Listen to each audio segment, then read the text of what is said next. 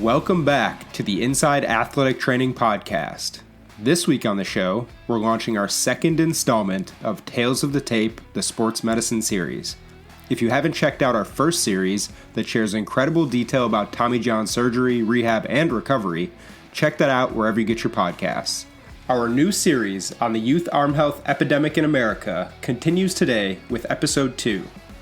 On today's show, we welcome in Brian Ebel, the head athletic trainer of the Baltimore Orioles, to talk more about how youth arm health issues are impacting Major League Baseball athletic training staffs, the MLB Combine and Draft, and a brief history lesson on Major League Baseball's electronic medical record system, and much, much more. Enjoy the show.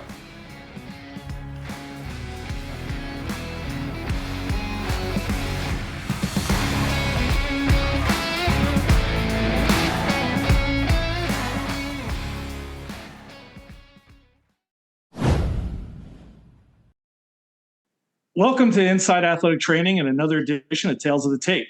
Today we are joined by Baltimore Orioles head athletic trainer Brian Ebel. And Brian's, not only does he bring a grandiose expertise of baseball sports medicine, but he's also the chair of the MLB Electronic Medical Records Committee. He, along with the work of former EMR committee chair Roger Kaplinger, have paved the way for our medical staffs to be more equipped with the information we need to make informed and appropriate decisions for our club. An emerging piece to this has been the creation of the MLB Combine and the enhanced spotlight that we are putting on the MLB Draft. So, Brian, welcome to the show.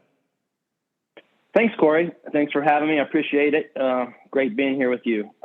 Getting all of us in MLB to a standardized medical record-keeping system really has been a labor of love. I think I can speak for Roger and Tom Probst, Stan Conte, some of the early members of the PBATS committee, EMR committee, Dr. Workings, your former MD in Detroit, just a lot of people involved in this effort. The PBATS leadership, of course, to allow this to happen, the people at Major League Baseball allowing this to happen. And I think we've seen that electronic medical record systems in all of healthcare have demonstrated improvements and efficiency to our workflow, access to records for trades, free agency, waiver claims, and so on. So it's also been great, for harvesting data and outcomes so we can make better informed decisions on player health and some of the things that we're going to talk about today. You and others hear me say this all the time, that this is a player's complete medical record. This is no different. The rules are no different at any other healthcare facility or institution in the world. We just happen to practice this inside a major league or a minor league clubhouse through Major League Baseball. So thanks for having me today, and happy to be here. Well, that's a great segue, Brian, to kind of talk about the youth injury crisis that we're having, because now we're probably more equipped with amateur medical records than we ever were before, and that's largely in part to the EMR committee and the process that MLB has done to collect those records. But with that, unfortunately, it gives us kind of a better snapshot of what we're seeing in front of us now. So although we have more of the pieces to the puzzle, we're still seeing that athlete in front of us at the major league level or at the minor league level that's unfortunately injured. So what has the injury or the amateur injury spike, how has that caused difficulties, and what are you seeing at the major league level because of these spikes at the amateur level? Yeah, the impact has been more injuries obviously at the youth and amateur level, right? And many more athletes are bringing an extensive injury history with them into pro baseball and into our athletic training rooms. There seems to be a real correlation between the number of the injuries and severity of injury by specializing and being performance-driven in one sport at such young ages before really physical development and physical maturation can take place. And the reality is at our level is IL placements have doubled. Days on the IL have almost doubled since we started tracking this through the EMR. Yeah, that's incredible that we've had this spike, and we can look back all the way to when they're playing Little League. And, for the most part, we always thought it was, what were we doing or not doing well enough at the minor league level that these injuries were occurring at the major league level. And, now we're kind of pulling back that onion a little bit more and seeing that a lot of this is happening, unfortunately, before they ever sign their professional contract. Do you feel that a lot of these issues are popping up because we're focusing way more on, for lack of a better term, stuff of a pitcher versus the development of the pitcher? Yeah, I think we are. I think we're putting a lot of emphasis on stuff such as velo and spins like that. But it's hard for me to say. Right now, youth and amateur pitchers are chasing the same things that our pro players are chasing. Right? They're chasing velo and spin. We know, in our sport, velo is king. But players and their families, I think, are willing to take on that risk to be successful. If they don't perform at a high level, they may not get a chance at scholarship or a chance for a good education. And I think players and their families are willing to take that risk for a chance at education or career success. I do think we continue to see evidence that high velo and spin are not going to be sustainable over time without risk of injury. And so we as an industry do need to get back to pitchability or what I like to say pitchability, but durability, where we can get pitchers going longer in games without max effort on every single pitch. Now, I think our player development departments in the industry are doing a good job now with development mindset of working on those things to help our players get better. They've got the day off, 1 day off a week for sure now in all the leagues. Our pitching development's getting better. Strength conditioning programs are continuing to improve. Nutrition and many other programs that we have are just continuing to get better, throughout the minor leagues. Yeah, I think you make a great point that our vision and mission at the minor league level has definitely shifted to more development than it ever has been. And we're doing our best to try to keep these players on the field. And, looking at the Major League Baseball draft that's coming up here in a few weeks, I know that you have a significant involvement from your club and from also Major League Baseball and on helping them out with Major League Baseball's Combine, which is a performance program that they've started putting on to allow all 30 teams to have even playing field to evaluate and talk with and get to know some of these draft eligible players. So would you mind giving our listeners kind of a better understanding of what the athletic trainer's responsibility is for the Major League Baseball draft and the Combine and maybe personally what your involvement is from both the Baltimore Orioles standpoint and also Major League Baseball? Sure, absolutely. I'll start out by saying, obviously, our club has a process that I can't really get too far into the weeds on. I'm sure as you and the listeners can understand that, but I can give you kind of a general overview of that. This process really is clearly a team approach from our front office to our scouting department, our medical team of physicians, our athletic training staff, our PTs, our performance team, strength conditioning staff, really all working together to obtain as many data points as possible to make informed decisions on our players and players that we might have interest in. Again, with all due respect, I can't get too far into the weeds, but for me personally, I look at multiple assessment variables and metrics when I'm doing this, such as, demographics, medical metrics, biometrics. I look at usage and performance. And I might just add too now that through the Combine medical process, it's so robust now with on-site imaging, labs, there's DEXA scan. We have exam rooms where our physicians can examine the players. We have access to the top musculoskeletal radiologists in the country, the top sports cardiologists in the country, all together in that room, and not to mention our team physicians, obviously, that are there with us. It's an amazing collaboration of kind of baseball medicine expertise, if you will, over the course of 2 days where we can, get a look at these players and go over all the details of these players like never before. Well, with all the youth that's going on in Baltimore right now, I thought we were going to sneak a couple of tips and secrets out of you, but I can say that we failed on that. But kind of going past that and looking at how you've evaluated players, I just spoke to Jamie Reed a few weeks ago about his former player Colby Lewis and how he was arguably, if not the first, one of the first to ever have Tommy John in high school and then make it to the big leagues. And I can even remember as a young athletic trainer that was high school TJ was, for lack of a better term, a kiss of death for a lot of athletes. And now doesn't seem to be the case. So how is your vision as an evaluator and a risk management voice changed over your years as an athletic trainer with some of these youth injuries? Yeah. Well, I've become more open-minded for one, right? Just because of the things that you just mentioned. I put a lot of emphasis on our outcomes and predictability, the things we can predict and the things we've learned about certain injuries and certain injury patterns that we see in these young athletes. I look at history. I look at injury predictors too, and I kind of have a system again in how I look at these things. Again, sorry, I can't get into the weeds on some of it, but I do have a system to kind of evaluate this. But I really feel like the institution of the combine has really helped us get more of a thorough medical evaluation on some of the players prior to selection. I'm sure you see that too, as well from the positions that you've been in.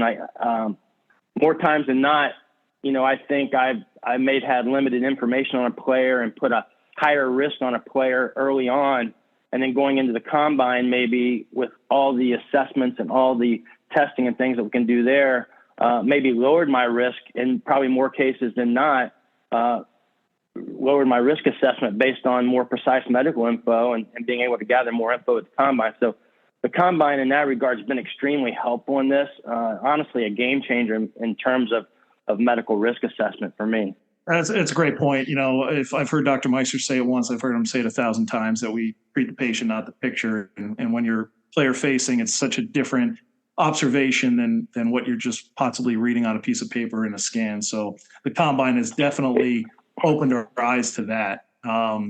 It's really true, Corey. When you get that player, it's really true. When you get that player in front of you, and you can examine them, with the info, and then start to ask the questions and the things that you want to ask. It really is a game changer in being able to do that. And I think it helps the player too. I know a lot of people look at that as that might be negative, right, to the clubs to be able to get all this information. But I honestly think, in my experience of the combine so far, that it's actually been a positive, not only for the club, but also for the player as well. Oh, you're so right there. So let's dive in a little bit more on the combine, for our listeners, because I think there's a lot of people out there that know what the NFL combine is. It's been around for many years, and we've heard the stories about Bo Jackson's 40 time and all these things, and that people train for the combine. But baseball is only a few years old. It's still evolving and changing based off recommendations from our medical staffs across the league and some of the best practices that we're seeing now. So could you take us through a day of the combine and what the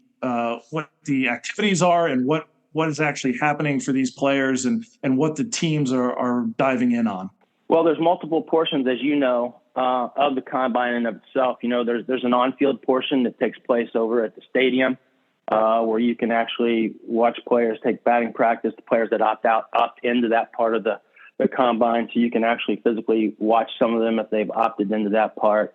There's also a physical assessment day, again, where MLB has contracted, physical therapists and PTs and strength conditioning and performance people to do testing in terms of jumps, in terms of running, in terms of physical assessment, range of motion, and things like that. So you have that going on. You also have an interview process where clubs can interview players in the suites at the stadium, where you can sit down in front of a player and talk to the player and ask him any questions that you want to. And I think that's great too. And then you have the 2 days at the end of the week, like I mentioned. And by the way, all during this going on, players are scheduled for imaging. You get MRIs, they get labs, they do DEXA scans and things like that on the medical side. And then kind of the last 2 days on the weekend, as you know, the medical teams convene, get together. Players are assigned exams by certain clubs. So, the Baltimore Orioles might get to examine, 5 guys, and then they'll present on those 5 guys. And, the other 29 teams in the industry will do the same. So, you'll listen to presentations from team physicians on all of these players at the combine. And, you're able to ask any questions. And like I said, there's experts on hand there if there are any issues in terms of interpreting the imaging and things like that. Not only do you have the best team physicians, in baseball there, but you also have musculoskeletal radiologists and other consultants available too, if there are any questions. So it's a pretty robust, several days there, but the medical portion that I'm involved with and that you've been involved with take place over a couple day period. So this may be a bit of a leading question, but it sounds like that's a lot of information to take in, and say for some reason that Brian Ebel can't make it to the combine. Does Brian Ebel not get that information then, or how does that all kind of filter through to everybody so that it can be evaluated on the back end? Well, I think each team does it a little bit differently. We bring a team of medical people. So, we have 4 or 5 people, in the room, listening and taking notes and being able to review that. But everything doesn't have to happen on those couple of days. Once you get that information through our EMR and through our MLB people, we're able to then look at that information, whether it's continuing reviewing an MRI or something like that. It doesn't have to take place just there. You can do that, days after if you need to. So the same system that our players are using with the medical records that allow for trades and free agent signs to happen, this is the same system that Major League Baseball is now using for all the pre-draft medicals, so that everybody has an opportunity to review and evaluate? Yeah, absolutely. And again, let me just give kudos to some of our friends at MLB for making that happen.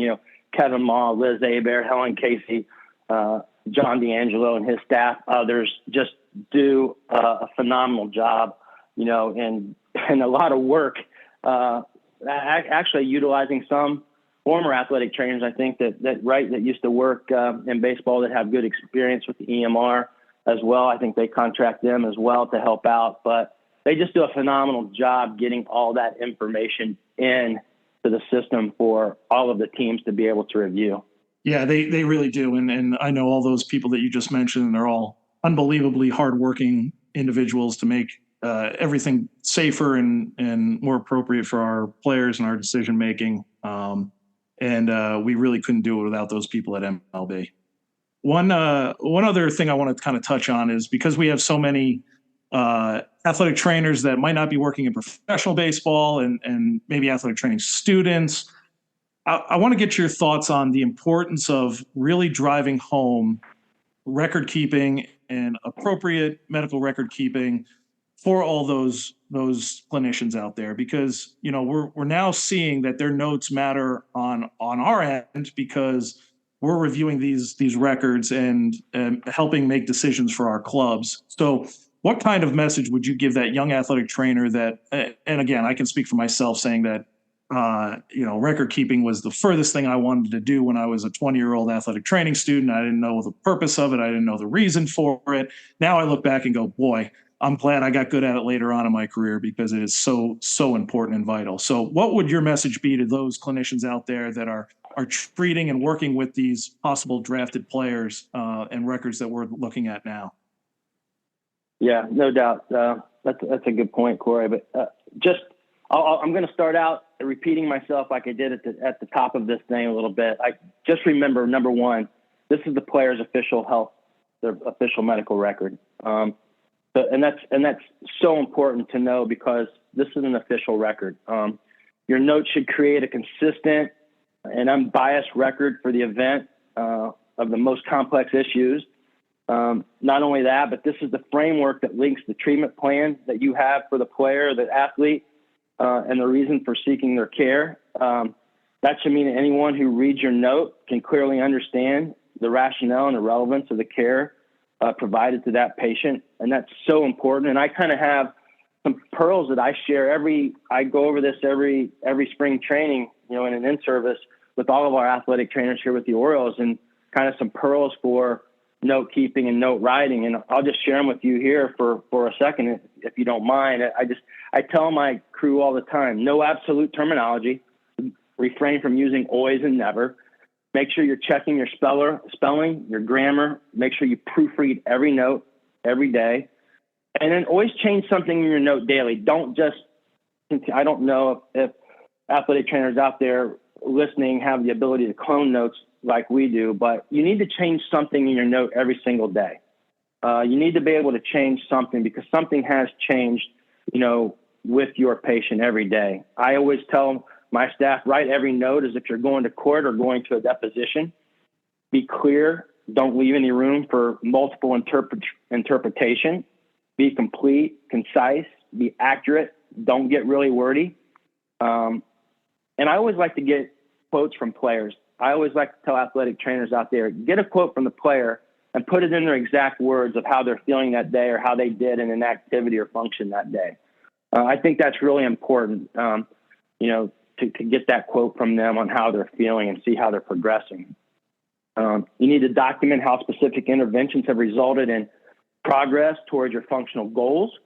You need to document your critical decision-making, why you prescribed the Therax that you did, or why you modified or discharged specific interventions. So that's very important. You need to include in your assessment why your plan of care will address the body, the structure, the function, impairments, activity, participation, what the restrictions are, and anything that the patient's currently experiencing, and make sure that that's all included. So those are kind of my pearls for note keeping and note writing. But just if you don't remember any of that today, please remember that this is the athlete's medical record, and you have a moral, ethical responsibility, obviously, and a legal responsibility to, make it accurate, complete, and honest. Well, that was just a masterclass in how to do things the right way when it comes to record keeping. And I hope all of our athletic training students and our young clinicians out there took diligent notes on that. But I can tell you that I just took a few pearls away as well. So I appreciate that, Ryan. The last thing that I want to ask you, and we'll end with this. I want to kind of give you the platform on your thoughts on how the EMR has kind of progressed, how the combine has progressed, and I know that you've been forefront of both of those products and those events. So, what are you most proud of from PBAT's involvement in both of those, and how has PBAT's helped kind of drive the combine and our EMR? Yeah. So, that's a tough question, but I will tell you, I'm really proud at how the function of this has evolved, Corey. I think our information just continues to get better, and the functionality, I think, has really helped that.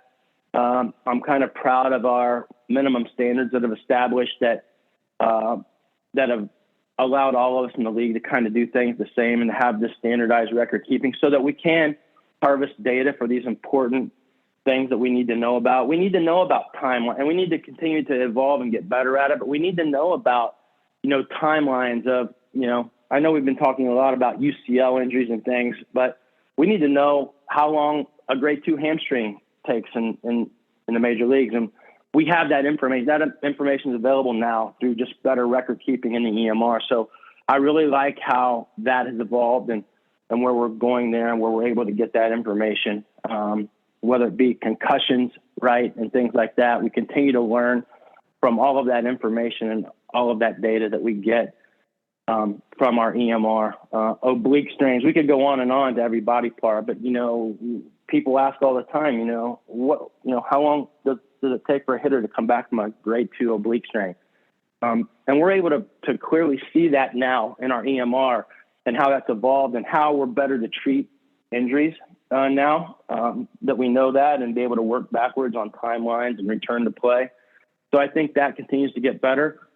I'd like to see us take things to the next level, even more so too, where we're able to do, telemed now is very big, right, since COVID, and being able to do telemedicine through our EMR, like some EMR systems and some hospital systems can already do. That's kind of the next step that I'd love to take us, to be able to do telemed through our EMR system. And, obviously getting all this data, that we have from the combine and being able to have that now in the EMR has just been unbelievable. And like I said before, this is great information moving forward to better take care of these drafted players too, in terms of the combine. Now we have records now that are much better than we ever had before. And the history is so important, right? And how to care for these players moving forward. And so now that you kind of have that and a repository where you can kind of store and have that information now and continue to learn more about, youth injuries and amateur injuries, even before they get to, Major League Baseball is going to be more and more important and kind of the next level for us, I think.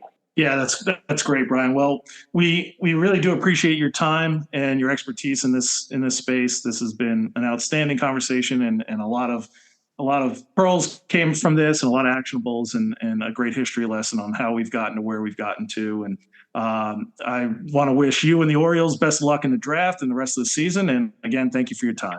I appreciate it, Corey. Thanks for having me on today. Thank you for listening to Inside Athletic Training in our Tales of the Tape Sports Medicine series on Youth Arm Health and Sports Specialization. Don't forget to tune back in next week for Episode 3 with Colorado Rockies Senior Medical Director and Head Athletic Trainer Keith Duggar.